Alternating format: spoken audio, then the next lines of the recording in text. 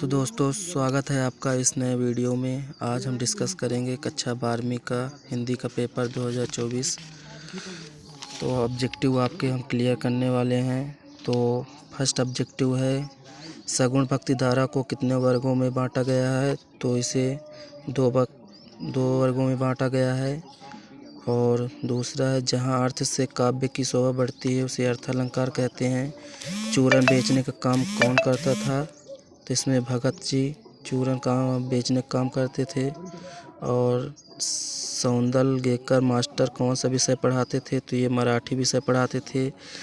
मुझे भी किताब पढ़ना चाहिए। इसमें निपात शब्द भी है क्योंकि इसमें जोर दिया जा रहा है। भारत में पहला छापखाना गोवा में 1556 में स्थापित किया गया था।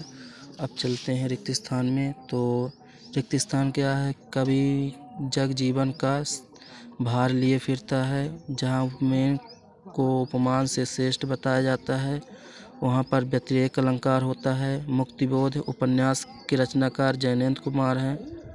रचना के आधार पर वाक्यों को मुख्यतः कितने भागों में बांटा गया था। तो वाक्यों को रचना के आधार पर 3 भागों में बांटा गया है। आनंद यादव का मन कहाँ जाने के लिए तड़पता था। तो यह पाठशाला होगा। हिंदी में नेट पत्रकारिता की शुरुआत तहलका.com से के साथ हुई। अब सत्य पे आते हैं। तो पहला सत्य होगा सूर्योदय होने पर उषा का जादू टूटने लगता है। दूसरा भी सत्य होगा। भक्तिन धर्मवीर भारती की रचना है, यह असत्य होगा। और संभवतः बरसात हो प्रश्नवाचक वाक्य ये भी असत्य है। राखलदास बनर्जी 1922 में मोहनजोदड़ो आए थे, ये सत्य है। और रेडियो श्रव्य माध्यम ये सत्य है। अब चलते हैं सही जोड़ी की तरफ। तो प्रगतिवाद 1936 होगा। फिर यशोधरा, तो यशोधरा एक खंड काव्य है। कथानक कहानी होगा। संस्कृत के मूल शब्द इसे तत्सम कहते हैं। यशोधरा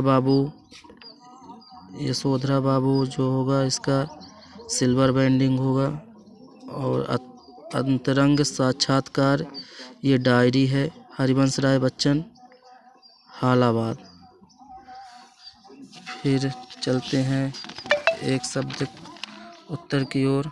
तो एक वाक्य में उत्तर दीजिए। शांत रस के स्थायी भाव का नाम। तो निर्वेद हो जाएगा।